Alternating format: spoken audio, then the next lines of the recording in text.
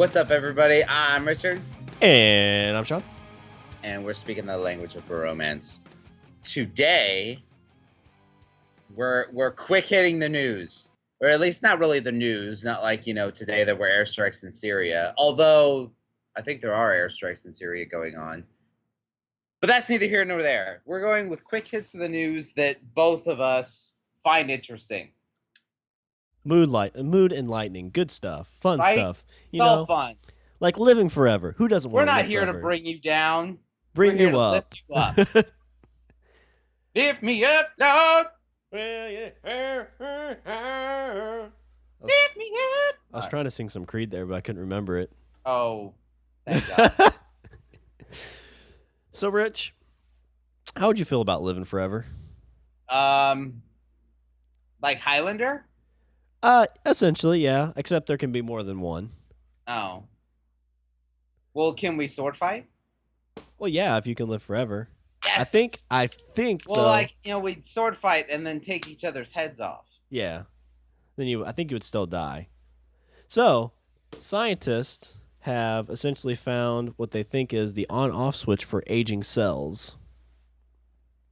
So they've discovered an on-off switch mechanism of how immortal cells maintain their ability to divide and regenerate cell populations. Because if you know, our bodies are consumed to various types of cells that consistently dividing to replenish dying cells. Right. They say we actually, we go through every single cell in our body is replaced over the course of 7 years. Wow. And so they just get weaker and weaker and weaker, and that's when you start just getting older and older and older. Right. So every 7 years, we are essentially a new us. We have basically cloned ourselves. And so is that why your palate changes? Probably. Don't they say every 7 years things you thought tasted disgusting taste great? Yeah. Huh. That's interesting. Yeah, they say you should retry foods that you hated every so often because you might end up liking it. Which is actually true. Have you ever done that? Yeah, I used to not be able to drink coffee at all, and I drink coffee a lot now. Yeah, I was that way with it seemed like I got that way with booze. Also, I have a weird textural thing. I used to hate onions, not because of the flavor, but because of the texture of the actual onion. I'm okay with onions now. I can eat cooked onions or something like that. Tomatoes are the same way. Yeah, I'm that way with coconut. Coconut just has too grainy and dry of a taste or texture to it. Yeah. But yeah, so you're regenerating every 7 years, but I guess this is kind of a way to kind of let you live on. I'm assuming if you got stabbed in the head, you would still die. This isn't really, proven out there yet, but brings up an interesting thought of living forever in a sense that if you're the only person that could do it, it would work. But if everybody, if nobody ever died, overpopulation would take over fairly quickly. Overpopulation is I just read Dan Brown's last book. What was it? Inferno.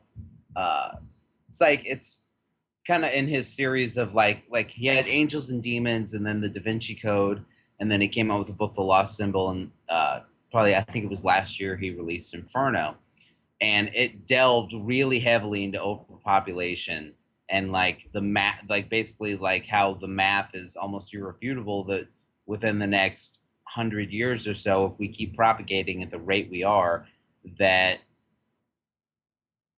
that's basically going to be our own apocalypse. It's the overpopulation. Yeah, resources are going to start going away, and it seems like food and I think water isn't water the thing that's going to be the most difficult for us to actually get.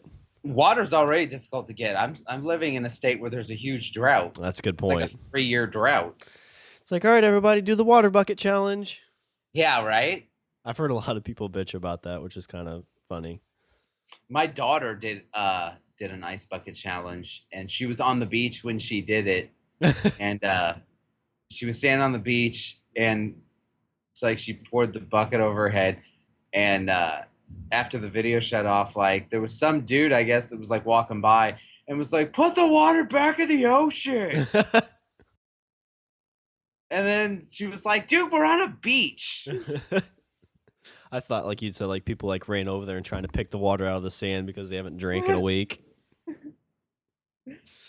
But yeah, like I'm living in a state where there's a huge drought. So like water consumption is actually like a thing already. So I mean, give it another 100 years, who the fuck knows? Well, then it essentially would be the movie with Mel Gibson where he's the what the hell is that Thunderdome movie?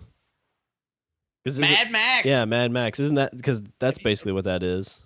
have you seen the trailer for the remake of that? Mad Yeah, it looks Max? pretty good. It I am a looks big Tom awesome. Hardy fan. He is freaking awesome. Yeah, he is pretty good. Bane Even kind though of he played yeah. Butler.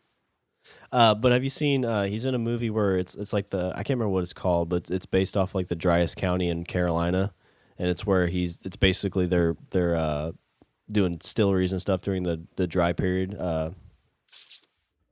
No. Yeah, it's pretty good. So like it's because it's interesting with that kind of stuff because it was a time when like alcohol was illegal, and so you have these people who realize that they can make money doing this, so they go out and they make all these booze and stuff and sell them. But it's just all this crime that came with it and all the violence that came with it. It's just Yeah. crazy. And then after it's done, they just go back to normal life, like nothing matters, nothing happened. It's fucking weird. But living forever. Living forever, like the Highlander. So yeah, so if you could live forever, what would you do? Is there anything specific you would do with it, or you just kind of hang Um, around? no, okay, see, like we're talking about just living forever. We're not talking about being indestructible. Like Yeah, you yeah, can still die. yeah, Like if I jump off of a 10-story building and hit the ground, like I'm dead. yeah, We're just talking about just living forever. I don't like I guess like, like things would seem like a lot of things would seem very trivial in terms I mean, like, things like money and uh like a job or like a lot of those things would seem trivial to me because I'm like I have all the time in the world. yeah.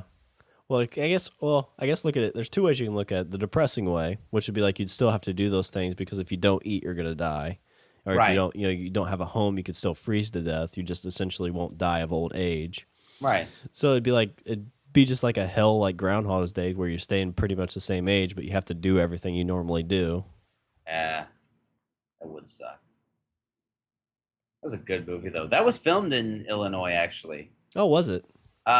Metropolis, Illinois, I believe.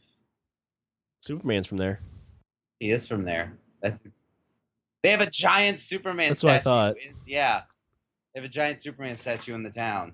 It makes sense. I mean, he was born in Kansas, so you'd make the way to Metropolis, Illinois. Right? The bustling Metropolis, Illinois. Which really isn't that much of a metropolis, but whatever. I mean, it's comic books. Yeah, Let's not judge. I always find it interesting with the comic books. Like you have the DC, which they set them up in their own towns, and then Marvel is just like, well, that seems difficult to come up with town names, so let's just set them all in New York. Well, no, actually, there's actually like a real reasoning behind that because like Stan Lee actually made like when they were at Marvel, they actually made the conscious choice to do that because they wanted to ground their characters in more of a reality, and they wanted their characters to be more realistic. Like you look at like you take a hero like Spider-Man and compare him to a hero that say like Superman. Like Superman, is from a fictitious city who moves to another fictitious city, and he's the very like squeaky clean like American hero, like all like always tells the truth and like is almost infallible. Compare that to someone like Spider-Man, who is a kid that is in New York, and he's a flawed character. I mean, when he first gets his powers, he uses it to make money. He starts wrestling, Hmm. and he's in the wrestling ring, and he's making money or whatever, and that eventually, through his series of inaction, it leads to the death of his uncle, and then that's what makes him. I mean, he kind of took up the mantle of heroism not because he felt chosen and not because he felt the sense of obligation. It was because of because he was a flawed character that kind of that is working towards redeeming himself in a way. Was kind of felt guilty about something and ashamed, and so he went forward to try to be better and Right, became a right. And I superhero. mean, and that's like all of Marvel's heroes are a lot like that. Like they base them in for more, I mean, most of them. I mean, obviously, you look like Guardians of the Galaxy or something, but I mean, like Spider-Man and the Hulk and Captain America, like they're all based in more of a reality that you and I know than say like Batman and Superman and Green Lantern. And wasn't the idea too by New York was not only to kind of ground them, but also to kind of make them all like in the same universe? Well, I mean, yes, and like I said, and also it kind of it helped give that sense of place. Like when you look through and like, hey, that's New York. Like, that's a place. Like, you see Gotham City and it's portrayed in a certain light or whatever, but there's a difference between there is a difference between saying this is Gotham City and then I mean, call it any town USA Yeah, or yeah. whatever, and compare that to some place like New York. When you just hear the word New York, you get like a sense of what it looks like in your head. You're instantly taken there, and you know the monuments, and you know it's an Right, actual physical place. right. It was a conscious decision to do that in more of a realistic in an actual real setting Gotcha. rather than just make up city names or whatever. So you get to that. I don't know how we got to there from Living Forever. I don't know either, but here we are. Here we are. Well, so kind of earlier would have been a good segue, but kind of missed it. But so if people living forever, and let's go to the point where like people do last to live a little bit longer. You talked about like overpopulation and just we'll get to that point where there's just too many people, and that'll be essentially our apocalypse. And it seems like there's been stages in life where these things have happened that have like just knocked out the human population quite a bit. I mean, you've got the Black Plague, you've got during the earlier part of the 1900 area, there was a lot of wars that knocked down numerous number of people from people dying in the wars. But right now, there is a nice little Ebola plague kind of going out. And there's an article here saying that basically that it could reach up to 1.4 million within the 4 months. Yeah, but I mean, we're talking about a world population that's about to cross the 8 billion threshold. Yeah, it's so many freaking people. So it's like it's like a percent of. I can't do the math right now, but is that less than a about a percent? percent. Yeah, no, it's more, about maybe two, Gotcha. well, like 1.5 or so. I don't know. So I mean, is that what's going to be what will kind of taper that? Just nature. There's just going to be so many people that this next. Well, I mean, disease will come through. that's what they kind of said about the bubonic plague. I mean, they say that that it because I mean, because when we talk about the bubonic plague, like we hadn't found, we haven't. I think we were just on the verge of almost discovering the new world, and I mean that plague wiped out a third of the world's population, Wow. sweeping through Asia and Europe. A third. So were their population? Because their populations are surely up to those numbers now, aren't they? Oh, I would think so. If not, I'm sure. Well, I'm at the very least. I think that they've probably crossed it. Yeah.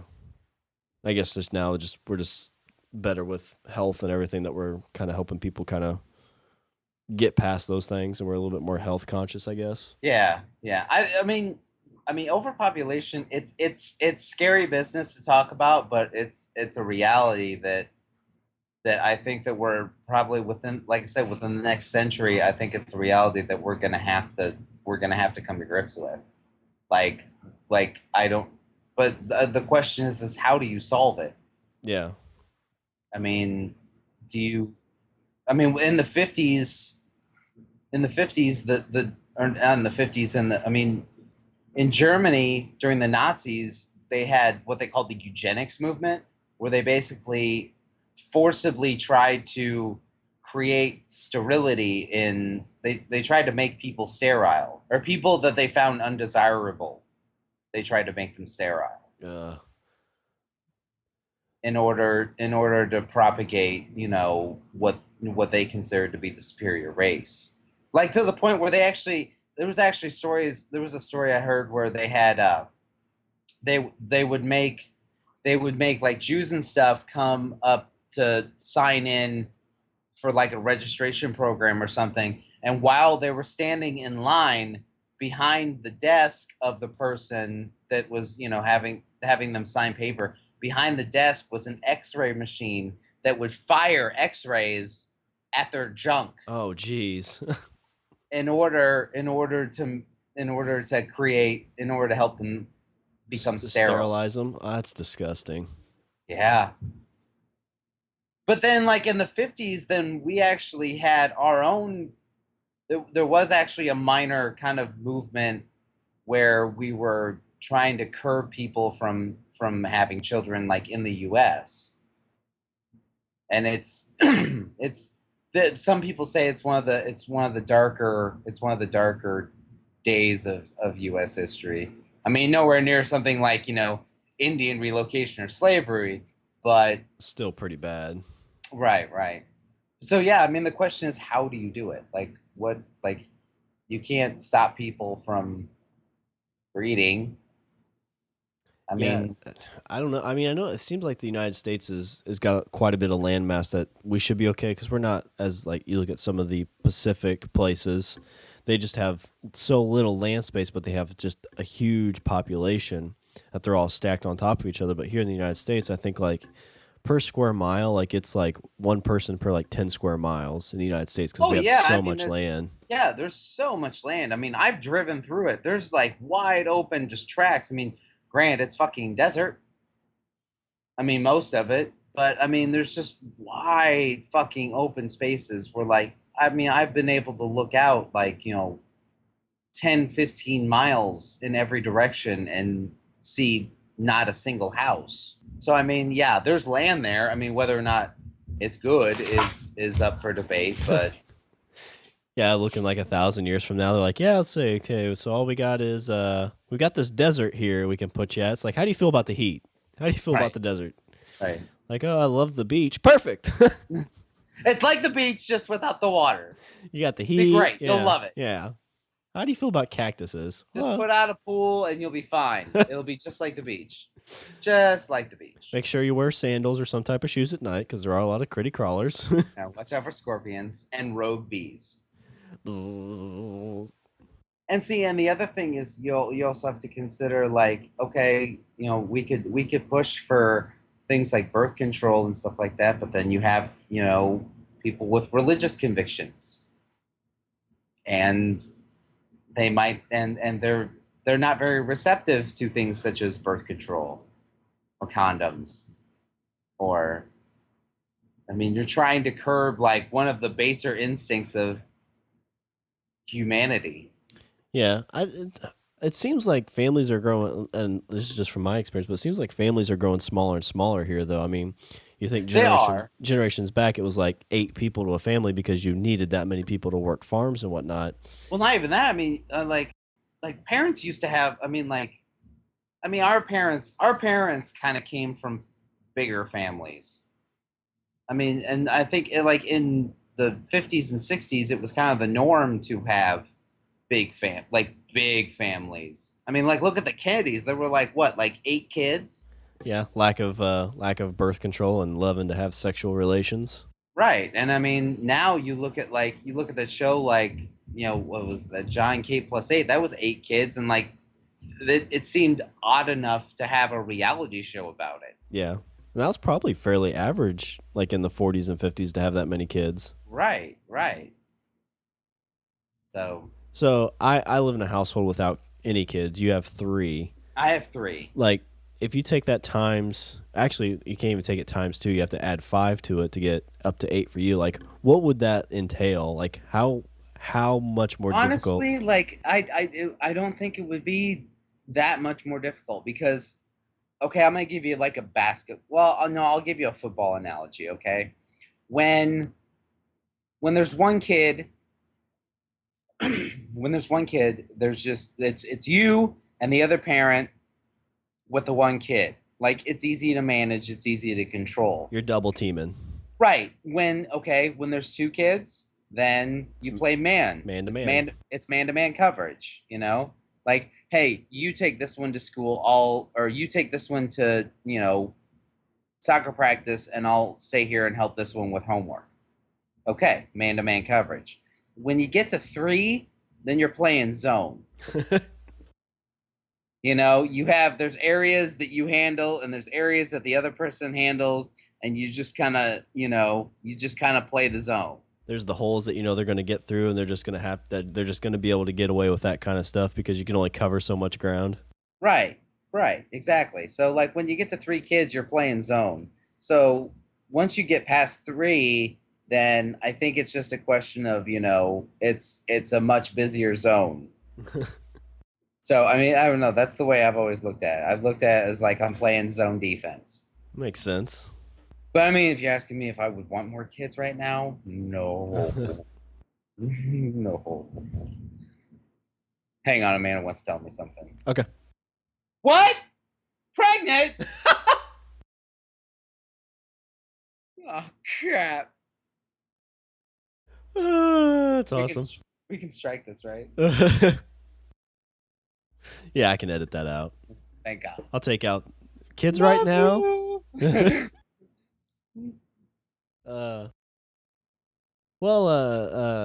kind of going on with some more stories. I'm not a big fan of snakes, but apparently a dish in China is a Cobra type of soup. And so they cook the cobra in the soup. Mm-hmm. And I've seen that with like different like drinks. Like they'll put different kind of like venomous animals in there because it will basically you'll get drunk from it quicker. Okay. Because essentially you're poisoning yourself. So I guess with this delicacy, it's a rare Asian delicacy, and you have to, I guess, keep the snake alive until you want to use it. Okay, that makes sense. But apparently, this guy, I don't know if it was the first time he's ever made it. When you cut the head of a snake off, right, it's still poisonous and it still chomps. I believe the great book Old Yeller, I think his dog died from getting bit by a snake, if I remember my literature correctly. What happened to that dog? Old Yeller! Boom! Yeller, no! Which, kind of back in that day, like I don't know why that a lot of people would think that was sad, because it seems like if you lived on a farm, you're probably gonna have to shoot one of your animals at one point or another anyway. Yeah, I've lost a few. Brings me to a really funny story of fifth grade. I had a teacher who dying animals bring you to a funny story about fifth grade. Yeah, well, it's about Old Yeller. So they say one of the signs of a serial killer is mutilation of animals as a young child. Well, I'm not saying I did that. Oh, okay. Sorry, cat's getting up again. Anyway, so the story from fifth grade is, we read a bunch of books in school, and Old Yeller was one of them. Okay. And so the teacher's like, oh, okay. And this teacher was just awful. She was mean old woman. And so she's like, all right, let's get in groups and you guys can act out scenes from the books. And God. yeah, and I'm like, oh, this will be fun. This will be a lot of fun. Right. So we reenacted one thing. I can't remember what it was, and nobody really laughed at it because whatever our group did wasn't that funny. But like, okay, let's do Old Yeller. It's like, all right, this is what we'll do. It's like, I'll be Old Yeller, and then you'll be the person to shoot me, and it'll be funny. I'll act all up and act crazy. And so I'm sitting there, and I'm the dog, so I'm on all fours. And the kid comes around acting like he's got a gun. I'm just going, arr, arr, I'm going to eat you. Arr, arr, arr, arr. And he, boom, and I fall down dead. Everybody in the classroom busts up laughing. The teacher basically walks over, grabs me by the collar, and she's like, you sit down in your seat and you don't talk anymore. Like, what'd I do?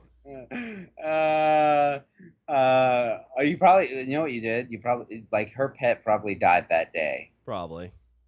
She probably, like, dropped her off at the crematorium. But like, I mean, I'm laying on the ground laughing because everybody else is laughing. I think it was just like she's like, "Oh, you think it's funny? You think death is funny? You think a dog with rabies is funny?" I'm like, "Well, apparently everybody else does too." Yeah, everybody. Seems like I kind of struck a comedic nerve there. Yeah. So that's how my comedic act died that day. I had big dreams in front of me. I figured my calling, and she ruined it for me. But Yeah. I digress.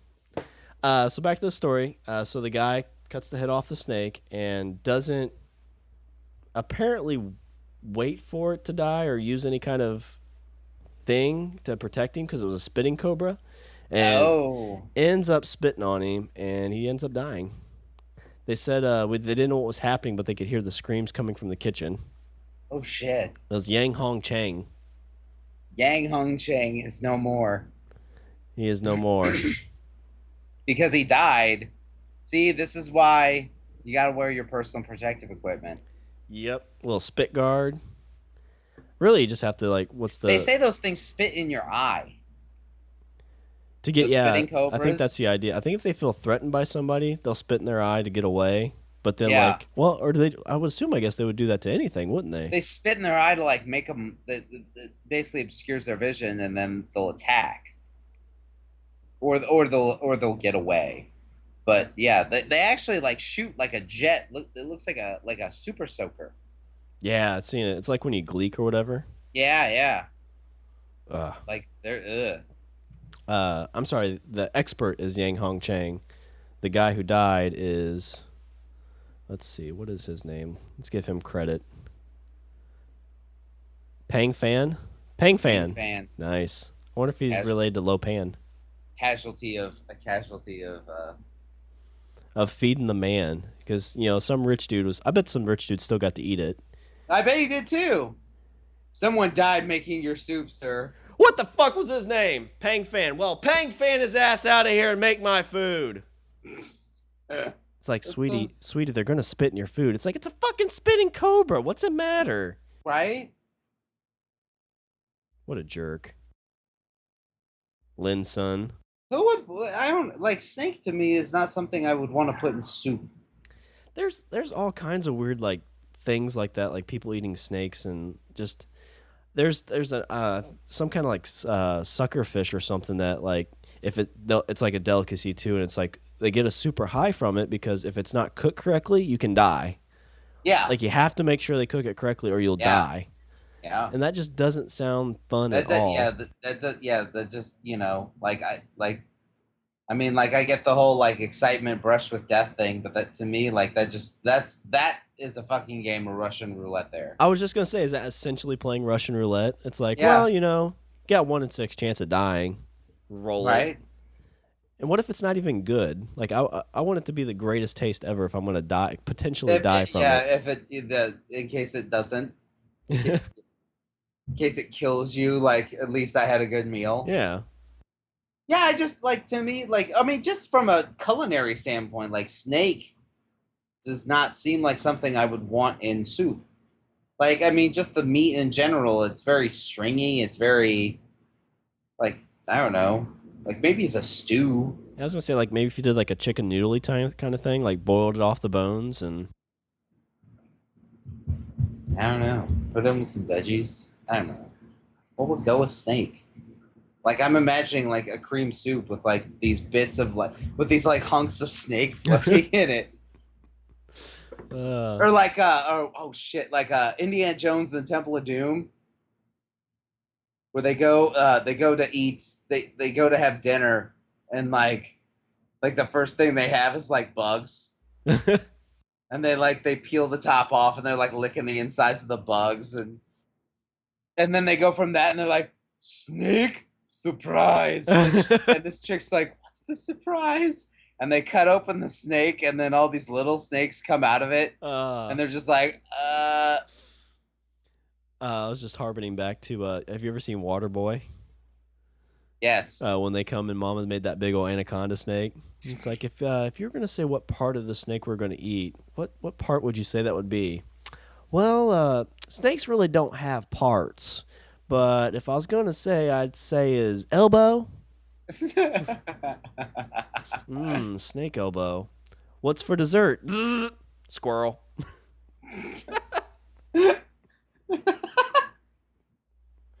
That's a flashback to a movie. I used to there used to be a dollar movie theater back home. Did you ever go to that? I love the Dollar Show. That was where I saw my first R-rated movie was at the Dollar Show. What was the first R-rated movie? It was The Crow. Oh, that is awesome. Yeah, That first is R-rated. awesome. And really, it wasn't really. I like the only reason I think that movie was R-rated was because at one point there was a woman with a bare breast. Like not even both bare breasts, just one. Like they rolled like she was dead, and they rolled her over on her side, and the camera was like saw you saw like her breast from the side, like the nipple and everything. I don't I remember think that. that's the only reason that movie got an R rating because I didn't like aside from that and some excessive violence, like Well, there's no curse words that I can remember. I mean, there's a lot of violence, but there's not even that much blood. yeah, exactly. And I that's think it was just that one scene with the breast, with the bare breast. that's surprising because the '90s they were really lenient on like movies and stuff. Because I remember watching Young Guns too, and I don't know. Like there was a documentary I saw called "This Film Is Not Yet Rated," where they talked about like the whole like movies and stuff like that, and like movies that I thought you know were our like the ratings that movies got and how it was a bit silly the reasons that like the movies got an R rating. Like they talked about like Kevin Smith was on there talking about like Jersey Girl and they had some other ones. They had South Park and Team America was on there. The two Trey Parker and Matt Stone talked about how they actually filmed a bunch of extra shit for Team America that was just like especially during that sex scene with the puppets, like they yeah, filmed like a bunch of extra shit, like just because they knew that the Motion Picture Association was they were gonna like harangue them to cut shit out, so they filmed extra stuff so that way because they knew the MPAA was going to tell them to cut it out, and then they cut it out, and then the other stuff was fine. yeah. So they intentionally film extra shit just so just because they know that they're going to tell them to cut stuff, and then they feel good about themselves. Well, I was gonna say like late '90s and the 2000s. It seems like they got really strict, but like I was talking about like I remember Young Guns too. Okay. There's a scene where I mean it's violence. I mean people are killing each other, but there's a scene where basically a prostitute walks out of her burning down brothel naked, and you see her butt, and that Yeah. got a PG-13. And I believe there was another one that seemed kind of odd like that got a Now, bare PG-13. ass, bare ass, I think is for it gets you a PG-13. Well, I think But yeah, you can't have blood. If there's blood, that usually pumps it up pretty quick. And then yeah, so I've heard the rumor is you can only say fuck once. I've heard that too. I have heard that too. A bare breast gets you an R, which I always wonder what qualifies as an NC-17. Well, I know Zach and Miri, I think, was set as an NC-17. I think a lot of his movies were set at NC-17, and he Yeah, went back to the board and said that that's ridiculous, and they overruled it. yeah, But the MPA or the MPAA, whatever it's called, like yeah. it seems like it's pretty like there's no real guidelines.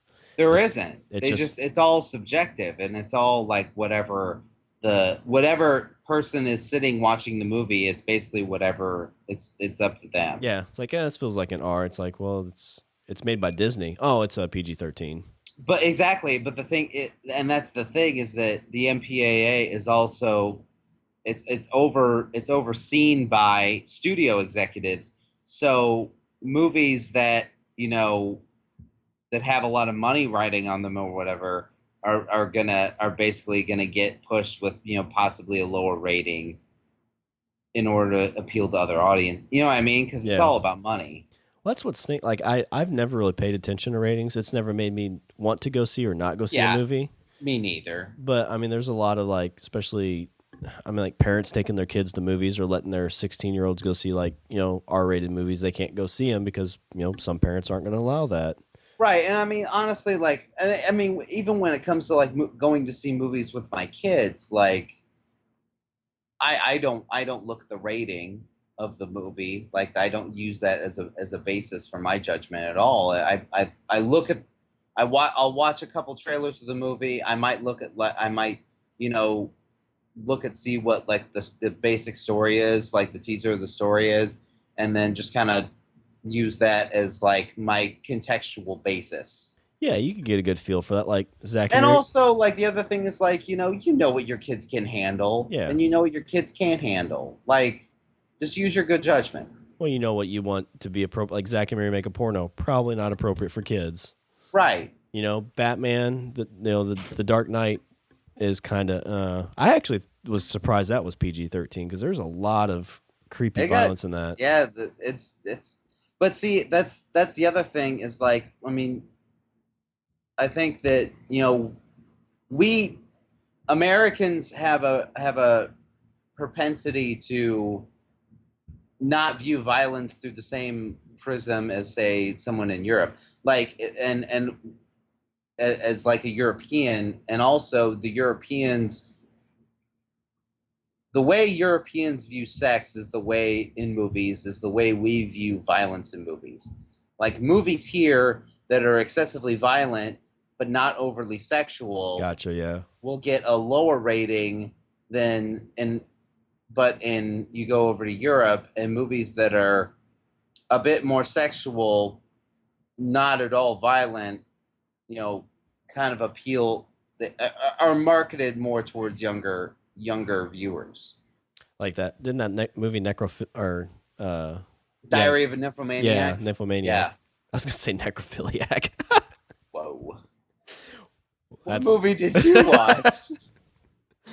oh, it was just there's only one person Oh having no, our sex the whole best friend. time. Her best friend's dead. What's she gonna? Oh God. Oh, turn it off! Turn it off! Tiffany leaves the room. I'm like, click. Okay, let's see where this goes. Uh, so Europe, they're more open to sex than we are. Europe is way more open to sex than we are, but they are more closed. We are Americans are more open to violence than Europeans are. I wonder why that is. I mean, it makes the violence I can kind of see makes sense, I guess, because I mean, they've probably seen a lot of destruction from the different wars that have happened over there. But shit, I mean, there's a lot of violence that happens in the States. Yeah, yeah. But then that goes to the whole argument. Are Americans more violent than other people? I mean, we do have more guns.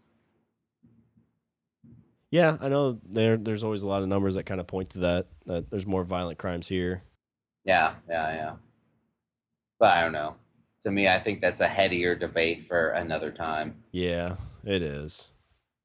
Movies. I'm trying to Movies. see. uh, so Movies. I recently went and saw Tusk last weekend. Oh, that's the brand new Kevin Smith movie. Yep. I went and saw it Thursday night. They had an opening showing here. I got there about half hour before showtime, and nobody showed up.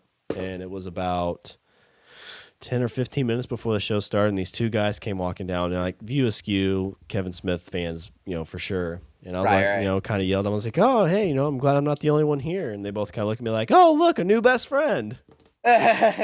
See, this is one of the things I love about geekdom is the fact that like it's little things that embrace people that people feel more open to just embrace another individual just out of the blue. Yeah. I always saw it akin to like people, because I'm a smoker. I don't know if anybody knows this, but I'm a smoker.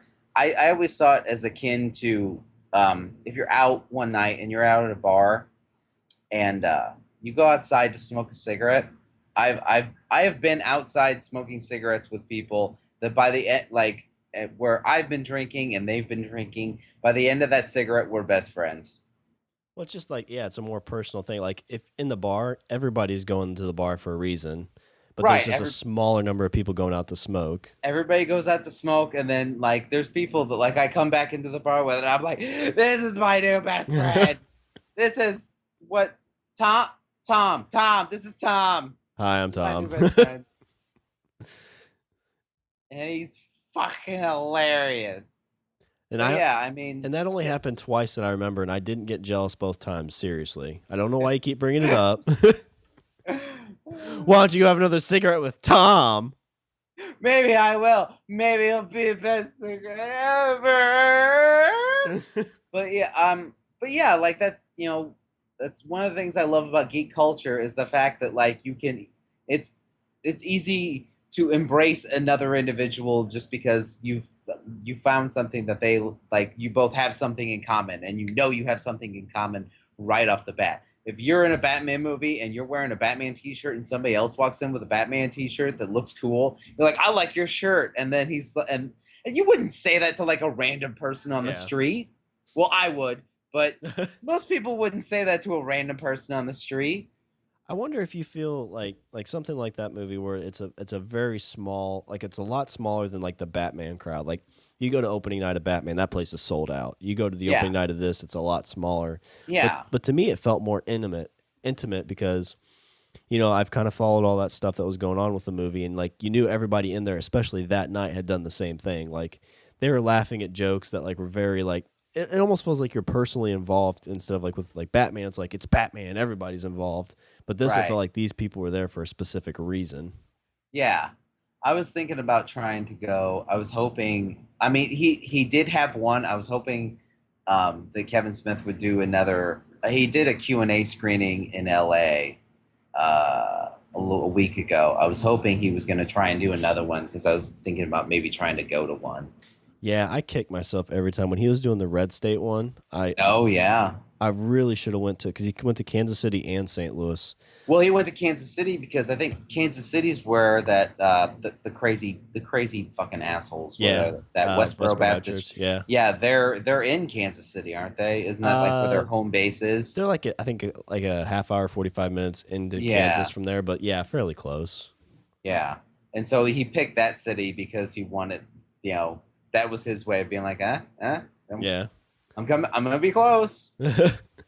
But yeah, I went and saw it twice. Saw it by myself on Thursday, and then I took Tiffany's mom to it on Sunday. Oh, nice. And basically, her thoughts was just like I didn't really know what was going on all the time, but I couldn't take my eyes off of it. Right. It was watching a giant car wreck. Yeah, well, no, not really like a car wreck, but just like it was just so Well, intriguing. just in the sense, yeah, just in the sense that like you can't look away. Yeah. Like it's you don't like you shouldn't watch, but you have your eyes over your face with your fingers with a gap in your fingers looking through the gap. The best part. So I'm not gonna spoil anything since you haven't seen it, but so we went and saw the movie Sunday, and she went home, and I get a text from her. Apparently, a like beach ball had gotten into their yard somehow. Okay. And so she's like, I wonder if Mr. Tusk is looking for a new fresh water to live in.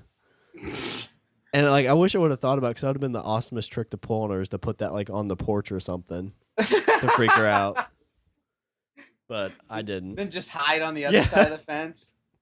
I'm going full Walrus! But like, I mean, we've talked about him quite a bit, but I am a pretty huge Kevin Smith fan. I would say that all of his movies, none of them I would put in like my top 10. Like I like them, but I don't like them that much. Yeah. But this one, I really feel like this would be in my top 10 of movies. Wow. I mean, I don't hate saying that too, because then I don't want you going into it thinking it's the greatest movie ever. But I think just seeing the birth of it and everything helps that too. But right, yeah, like seeing a movie go from infancy and seeing actually how it developed and how something went from just a dopey little podcast to an actual film with actors and lights and cameras and sets and whatever. Seeing it from inception to birth. yeah. But yeah, it's pretty cool. It was a good movie. What's that? So it was a good movie. Yeah, I liked it. I would say definitely go see it. And that's what kind of sucks is it only did like 800,000, I think. Uh-huh. I mean, it was only a $3 million budget, so it's going to be fine. But you'd like to see something like that, like just do really well, because it's different, it's unique. You don't really see any original ideas out there. I mean, even though it is a dude turning another dude into a walrus, it's still yeah, exactly. Well, I mean, yeah, just an original idea in general is always refreshing.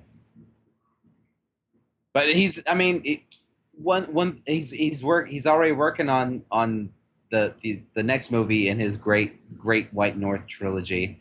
He's got, so I mean, like, yeah, he took some time out to do press and stuff like that for it. I mean, there's a couple. He was on Nerdist. He did, his own podcast. He's done like, Q&As at screenings and stuff like that.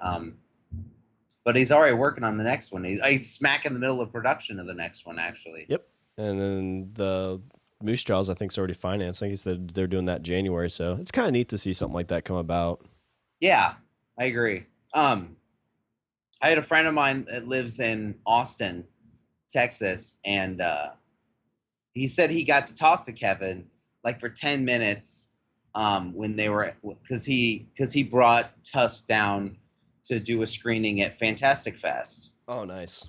And he was like, he's like, he put up a post on Facebook and he said the 16-year-old me, or the 16-year-old me is very pleased with the 30-year-old me because I got to have a conversation with Kevin Smith. And this was actually I think this was actually the person that I first watched Mallrats with, like years and years ago. Like we were both, I think both of us were like, 14 or something. And so I was like, holy shit. I was like, the 14-year-old me is in awe of 30-year-old you. And I was like, I can't remember if you introduced me to this or if I introduced you to this. He's like, I think we would have found it on our own, but I think we kind of watched it. I think we ended up discovering it together. Nice.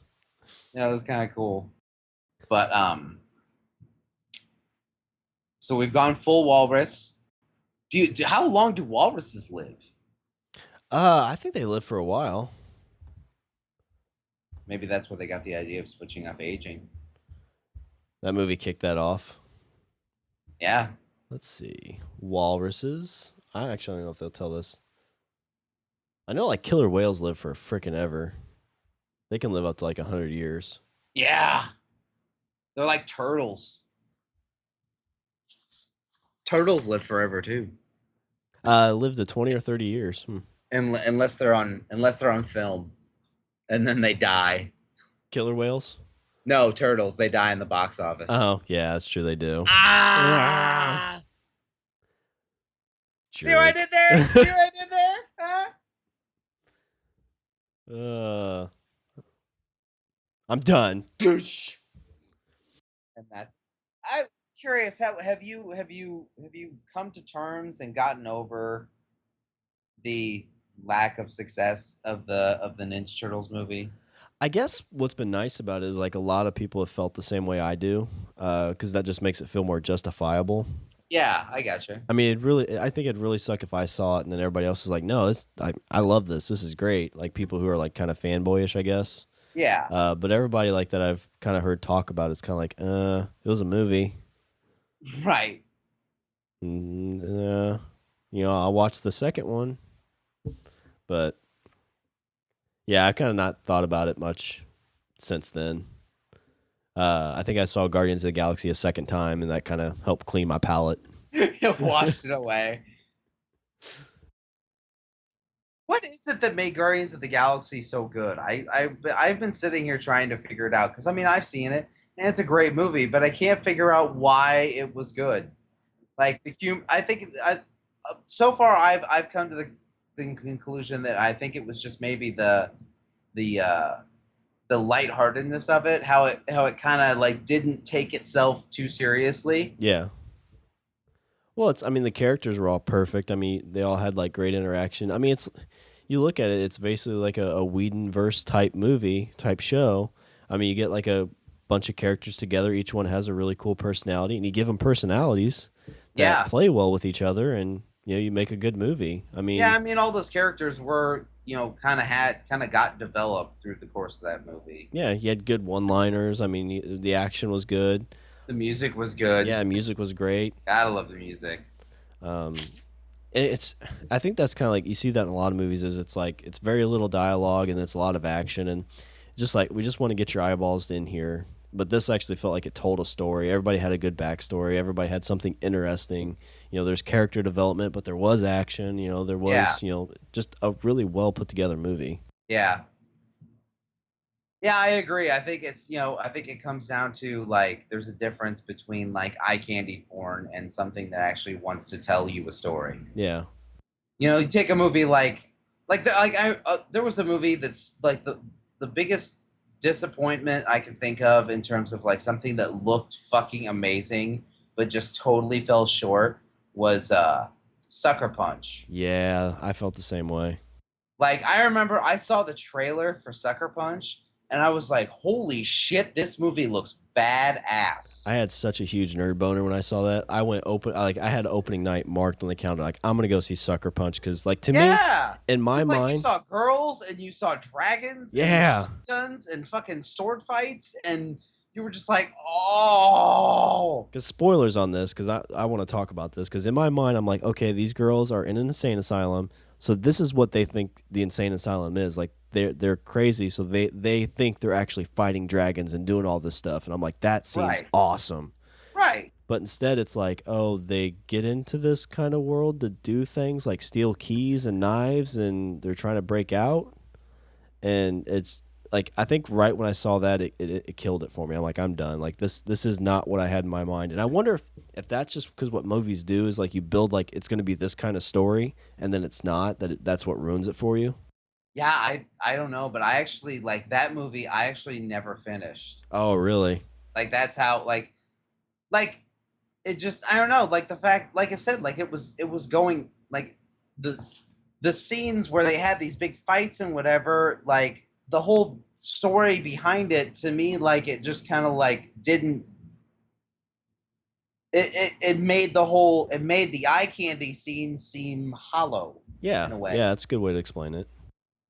And so like it didn't have that big an impact. So like about like I think I got like maybe like half like about 45 minutes through it and then I was just like I just don't care. Like Yeah. I don't care about this story at all. Well, I wonder too if that's why like a Guardians of the Galaxy is a great movie because going in, I didn't really know what to expect, and so I just let my mind go blank and just watch it and see, let myself process it as I'm seeing it instead of like with Sucker Punch. I went in with a determined idea.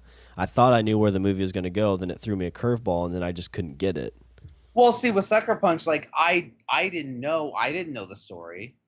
I didn't know what the story was going to be. I just saw these eye candy scenes and I was like, holy shit, this looks amazing. And then it just didn't deliver. Gotcha. And take a movie like Guardians of the Galaxy, I knew that it was a comic and I knew that it was in space and I knew, like minute amount about the characters. But in terms of like the story they were going to tell and where they were going, that I didn't know at all. Yeah. So again, like I went in not knowing where they were taking the story, but it did.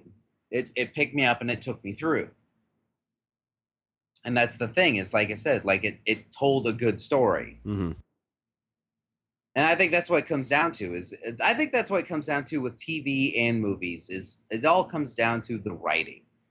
A movie needs to be written well.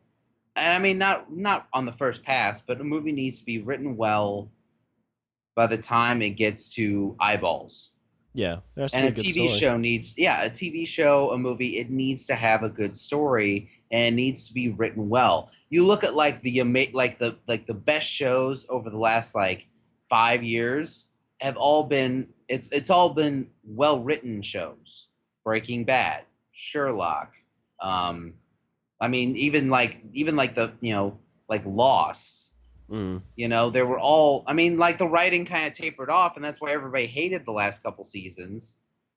Well, I wonder if, and this might just be just kind of a thought, but it seems like a lot of those shows and stuff like that, and a lot of movies with the good writing, is they start out where it's like, well, we don't know what we have here, so just go ahead and make what you want and go with it. Because like Right. I think of like a show like Mr. Brooks. I don't know if you've ever seen that with No, I Kevin haven't. Costner. Oh, it's a great movie, great Yeah. movie. I went in to watch that. I mean, the only thing I knew about it is that Kevin Costner played a serial killer. And I'm like, okay, is this going to be any good? And I loved it. It's one of my favorite movies. Huh. I would say like The Hunger Games is kind of the same way. I mean, I went in thinking it was like a girly movie, Right. and so I'm like, I already went in thinking it's going to be bad, and it was really good. But then like Lost, I think is kind of shows this example because it starts out really good, but then they start getting to where they start test screening it probably, and like more hands are in the pot saying like, no, we need to do it this way because that's going to be better. Yeah. Even though you wrote it and you own it, we think we should do this, and so it's just too many people trying to outsmart the room. Yeah. I mean, yeah, I think another example of that would be take a show like The West Wing, where that show, I mean, like just the writing on the show was really good, and it enabled it. Good writing enables decent actors to give amazing Oh performances. yeah, You look at somebody like Bryan Cranston. Like Bryan Cranston is coming from a show Malcolm in the Middle, which was, I mean, it was a decent show, but his character, was kind of one dimensional. I thought when it came to Malcolm in the Middle. was he the dad or who was he? I Yeah, never. he was Okay. the dad, and you take him to a show like Breaking Bad. I mean, Vince Gillian did an amazing job creating and writing that show, and it enabled Bryan Cranston to be a spectacular actor. And I mean, and now he's regarded as like one of the best actors on television. So I wonder, like I haven't seen Breaking Bad, but I know a lot of people talk about like between season like 3 and 5, like it's a little rough. And I think of a show like Uh, I thought there's like one of those two seasons in there that weren't the greatest. I could be wrong, but I I know. don't know. Like I think if you sit down and like binge watch the show Mm-hmm, from beginning to end, it feels like a giant movie. So at gotcha. least to me, I mean, like it feels like a very long movie that like it just I yeah I I I struggle to find flaws in that show. Mm-hmm. Well, I I just mean, want. there's times where like I'm like, oh, fucking this character, oh Jesus Christ, and this one, but like, I mean, it was shot great, it was written amazing, and all the actors delivered. Mm-hmm. It was a show that fired on all pistons. Take a show like Sherlock. I mean, they're taking like every episode of Sherlock is a store is It's every essentially a episode. movie. Well, not only that, but it's also adapted from an original Sir Arthur Conan Doyle story. Mm-hmm. So I mean, to take a story that was written, 100 and some odd years ago, and adapt that into a modern story, I think is a testament to those writers. Every episode is an adaptation of one of his stories that he wrote, in the early 1800s. Yeah.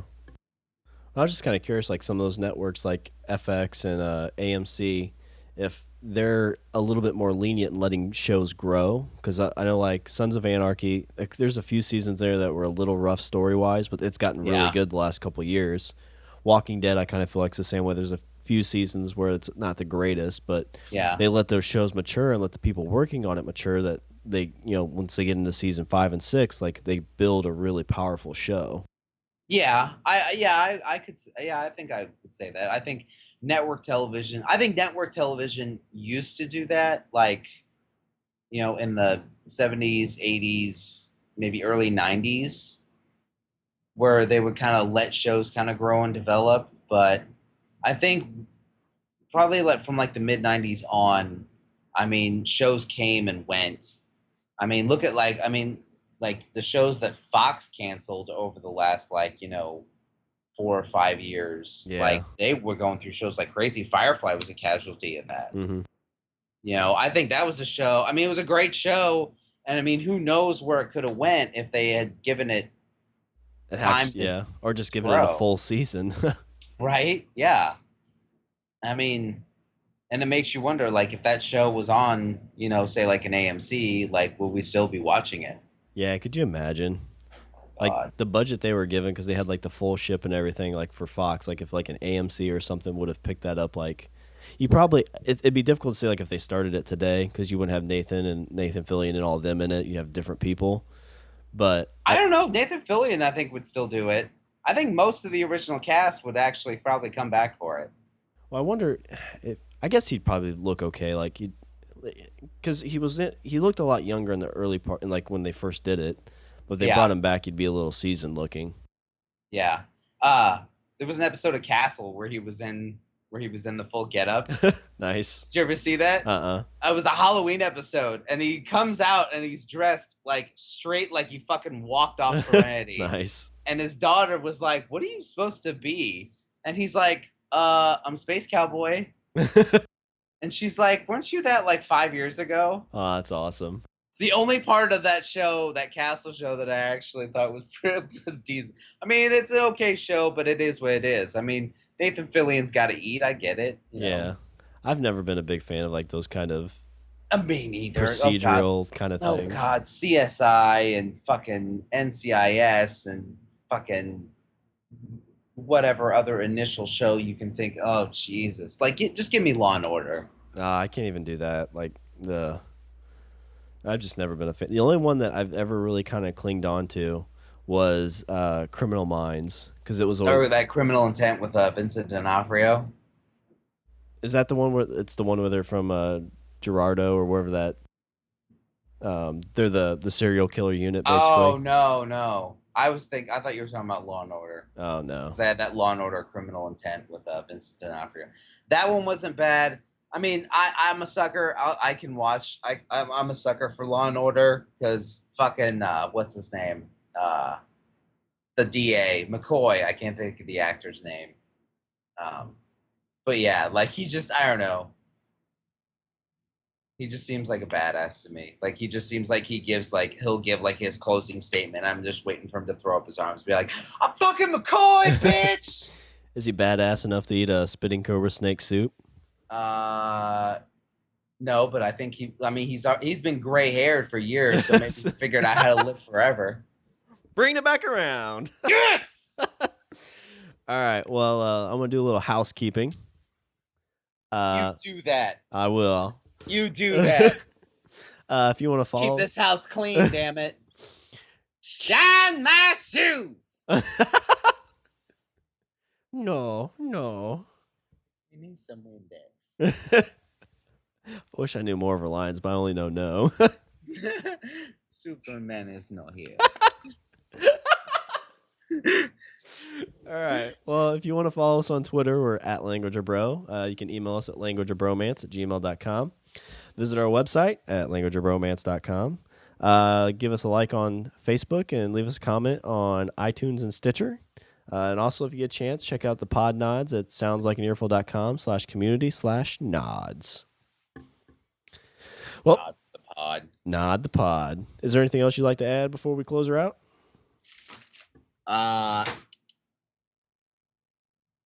No, I think I just broke a lamp.